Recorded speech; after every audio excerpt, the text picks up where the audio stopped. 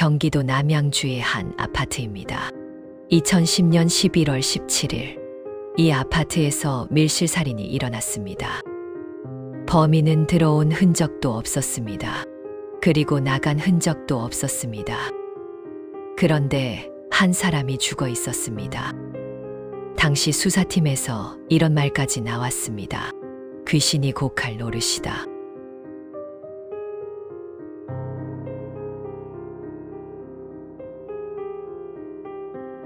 이 아파트, 보안이 장난이 아니었습니다. 외부 차량은 차단기를 통과해야 했고, 걸어서 들어와도 출입카드 없이는 동 안에 못 들어갑니다. 현관에는 초인종을 누르면 얼굴이 자동 촬영되는 월패드까지 달려 있었습니다. 엘리베이터 내부와 계단 1층에는 CCTV도 돌아가고 있었습니다. 그 아파트 14층에서 살인이 일어났습니다.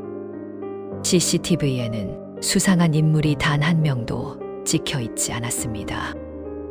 1층부터 15층까지 계단 전체의 혈흔 검사를 했지만 아무것도 나오지 않았습니다. 같은 동 주민 48세대 전원을 조사하였으나 특이점이 없었습니다. 외부인이라면 흔적이 있어야 하고 내부인이라면 조사에서 걸렸어야 합니다. 그런데 아무것도 없었습니다. 지금부터 이 사건 처음부터 들여다보겠습니다. 2010년 경기도 남양주 진저읍입니다. 까지 입주가 시작된 지 1년도 안 된 신축 고급 아파트였습니다. 이 아파트 A동 14층에는 노부부가 살고 있었습니다. 73세 남편 박씨, 69의 아내 이씨, 수십억 대 재산을 가진 부유한 부부였습니다. 2010년 11월 17일 오전 5시, 남편 박씨는 골프를 치러 집을 나섰습니다. 오전 8시, 아내 이씨는 서울 지인과 전화를 했고 18분 뒤 전화를 끊었습니다. 그때까지는 살아 있었습니다. 이씨는 외출복을 차려입은 상태였습니다. 나갈 준비를 다 마친 채로 공격을 받았습니다. 얼굴과 목을 흉기로 10번이나 찔렀습니다. 하지만 이씨는 끝까지 싸웠습니다. 양손에 방어흔이 11개나 남아 있었습니다. 사인은 경동맥이 끊어진 것이었습니다. 범인이 쓴 흉기는 외부에서 가져온 게 아니었습니다.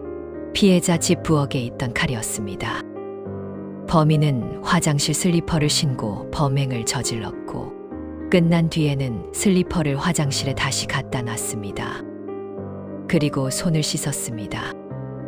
밤 11시가 넘어 골프를 마치고 돌아온 남편 박 씨는 안방 침대에서 아내의 시신을 발견했습니다.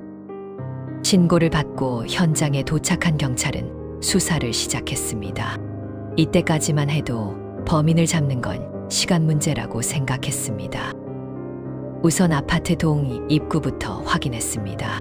출입카드, 비밀번호, 호출 기록 모두 없었습니다. 그럼 피해자 집 현관은 어떨까요? 초인종을 누른 기록도 없었습니다. 카드나 비밀번호를 사용한 기록도 없었습니다. 창문에도 강제 침입 흔적이 없었습니다. 옥상에서 줄을 타고 내려왔을 가능성도 확인해봤지만 난간 먼지조차 쓸린 흔적이 없었습니다. 엘리베이터와 1층 계단 CCTV를 전부 돌렸습니다. 수상한 사람은 단 한 명도 찍혀 있지 않았습니다. 격렬한 저항이 있었으니 범인에게도 혈흔이 묻었을 겁니다. 경찰은 1층부터 15층까지 계단 전체의 혈흔 검사를 했습니다. 하지만 아무것도 나오지 않았습니다. 미리 빈집에 숨어 있었을 가능성도 확인했습니다. 지하실까지 뒤졌습니다만 모두 아니었습니다. 사건 일주일 전 CCTV까지 전부 확인했습니다. 하지만 의심할 장면은 없었습니다. 모든 단서가 사실이라면 이 사건은 논리적으로 풀리지 않습니다. 당시 수사팀에서는 이런 말까지 나왔습니다. 귀신이 고칼 노릇이다. 전혀 과장이 아니었습니다. 시청자 여러분이 가장 먼저 떠올리는 사람이 있을 겁니다. 바로 남편입니다. 경찰도 마찬가지였습니다.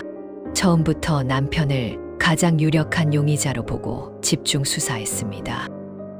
그런데 그날 오전 7시 남편이 나가는 모습이 CCTV에 찍혔습니다. 그리고 밤 11시가 넘어서야 돌아오는 모습도 찍혔습니다. 골프를 함께 친 일행들의 증언을 확보했으며 골프 후 함께 술을 마셨다는 증언도 나왔습니다.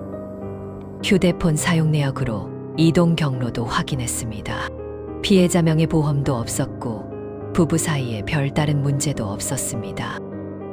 남편의 알리바이는 성립됐습니다. 피해자 부부는 수십억대 자산가였습니다. 작은 방 장롱을 뒤진 흔적은 있었지만 사라진 물건은 하나도 없었습니다. 고가의 명품 시계는 침대 위에 그대로 남아 있었습니다. 보험 문제도 없었습니다. 재산 다툼도 없었습니다. 성범죄 흔적도 전혀 없었습니다. 방어흔이 11개나 나왔다는 건 범인이 69세 노인을 쉽게 제압하지 못했다는 뜻입니다. 방어흔으로 미루어 볼 때 범인이 힘이 약한 사람이었을 가능성이 있습니다. 방법도 이유도 범인도 모릅니다. 범인은 이 아파트의 CCTV 위치를 정확히 알고 움직인 것으로 추정됩니다. 사각지대를 정확히 피해서 움직였습니다. 부엌 칼의 위치, 화장실 슬리퍼의 위치를 알았다는 것도 이 집 구조를 어느 정도 알고 있었다는 뜻으로 볼 수 있습니다. 전수조사가 완벽하지 않았을 가능성도 있습니다. 루미놀 시약은 독성이 있어 공간 전체를 검사하긴 어렵습니다. 일부 지점과 주요 물건만 검사한 방식이었습니다. 5년간의 수사 끝에 2016년 이 사건은 미제로 수사가 종결됐습니다. 살인죄 공소시효는 폐지됐습니다. 범인을 잡으면 언제든 처벌할 수 있습니다.